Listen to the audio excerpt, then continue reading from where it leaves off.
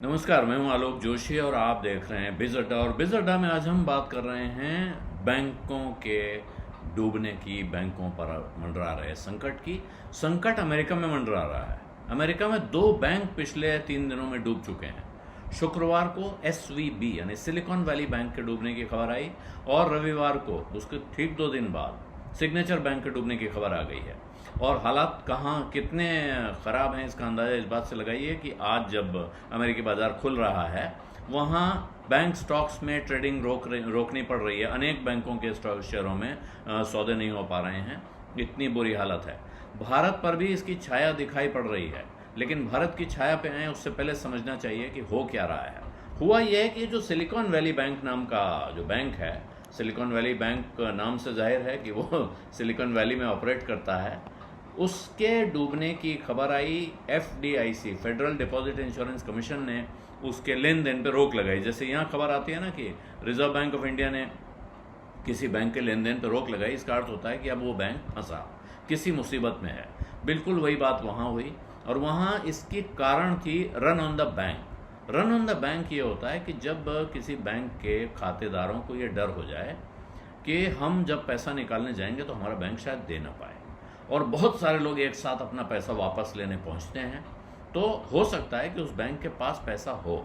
ज़रूरी नहीं कि उसके पास पैसा न हो, लेकिन लोगों के दिमाग में ये अगर विचार आ गया कि इस बैंक के पास पैसा नहीं है और हमारा पैसा डूब सकता है, तो सारे खातेदार अगर एक साथ पहुंच जाएं या बड़ी संख्या में खातेदार अपना पैसा वापस लेने पहुंच जाएं, तो फिर बैंक के लिए उतनी नकदी देना मुश्किल होता है। क्योंकि बैंक जब आप उसके पास डिपॉजिट रखते हैं, उस पैसे को वो अलग अलग जगह इन्वेस्ट करता है, कहीं शॉर्ट टर्म, कहीं लॉन्ग टर्म।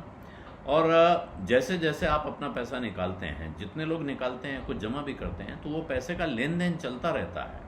ऐसा नहीं है कि वो सारा पैसा कहीं खतरनाक जगह लगा हुआ है जो डूब गया, जैसा कुछ मामलों में हुआ है पीछे। तो डर लोगों के मन में रहता है। और बैंक जो है, भरोसे का काम है, पूरा काम। आई बैंक ऑन यू, मतलब मैं आप पे भरोसा करता हूँ। तो बैंकिंग की पूरी इंडस्ट्री भरोसे पे चलती है।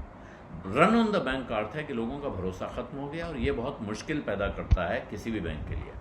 और ये जो शुक्रवार को हुआ, ये कहा यह जा रहा है राहत देने के लिए कि बड़ा भारी मामला नहीं है, लेकिन ये अमेरिकी बैंकिंग इतिहास का दूसरा सबसे बड़ा संकट है।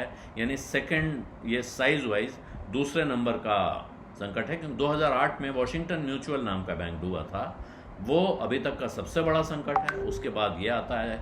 और रविवार को जो सिग्नेचर बैंक आया है, वो भी आकार में, अब यानी कि अगर टॉप 3 गिनेंगे तो ये टॉप 3 हैं: वॉशिंगटन म्यूचुअल, SVB यानी सिलिकॉन वैली बैंक, और उसके बाद सिग्नेचर बैंक। अब प्रश्न ये है कि क्या इसका भारत पर कोई असर पड़ने वाला है? क्या ये अमेरिका में और बड़ा संकट बनेगा?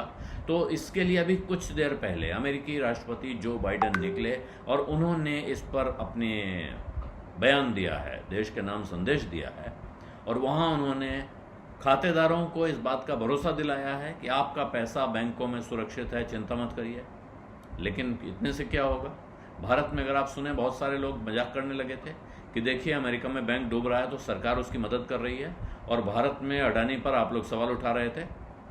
वहाँ उनको ये भी साफ करना है कि सरकार कोई बेल आउट पैकेज तो नहीं दे रही है, यानी टैक्स पेयर के पैसे से इस बैंक को डूबने से बचाया जाएगा। तो उन्होंने ये भी साफ किया कि अमेरिकी सरकार इसमें कोई पैसा नहीं लगाएगी। डिपॉजिट इंश्योरेंस फंड से इन बैंकों के खातेदारों को अगर ज़रूरत पड़ी तो पैसा दिया जाएगा, और इन बैंकों के खाते जो हैं, जो डिपॉजिट्स हैं, वो दूसरे बैंक में ट्रांसफ़र कर दिए गए हैं। तो अमेरिका में एक तरह से सरकार तेज़ी से एक्ट कर रही है। FDIC ने एक के बाद एक 2 बैंकों के कारोबार पर रोक लगाने का ऐलान किया। ये अपने आप में चिंता जताता है। हुआ यह है कि वहाँ जो ब्याज दरें बढ़ रही हैं, उससे अब बैंकिंग सिस्टम को स्ट्रेस महसूस हो रहा है, तकलीफ हो रही है। भारत में जब stress test Reserve Bank of India किया करता था तो हम लोग सोचते थे क्यों कर रहा है। तो वो स्ट्रेस टेस्ट ऐसी ही परिस्थितियों में आपकी कितनी कुव्वत है उसको जांचने के लिए किया जाता है। तो ये स्ट्रेस बढ़ गया बैंकों पर, और वो उसके नतीजे दिखाई पड़ रहे हैं। अभी अमेरिका में संकट कितना बड़ा होगा कहना बहुत मुश्किल है, लेकिन क्या भारत पे इसका कोई असर दिखता है? ज़्यादातर जानकारों की राय है कि भारत पर सीधा कोई असर नहीं दिखता है। भारतीय बैंकिंग स्टॉक्स में गिरावट दिख रही है लगातार। बैंक निफ्टी में लगभग 2% की गिरावट आ चुकी है। बाजार आज 800 पॉइंट सेंसेक्स गिरा, जिसकी मुख्य वजह अमेरिका से आने वाली ये बुरी खबरें ही हैं।